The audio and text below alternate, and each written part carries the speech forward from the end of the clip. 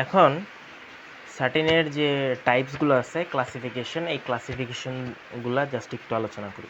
তো সার্টিনের ক্লাসিফিকেশনের মধ্যে just 2 types of আছে সার্টিন।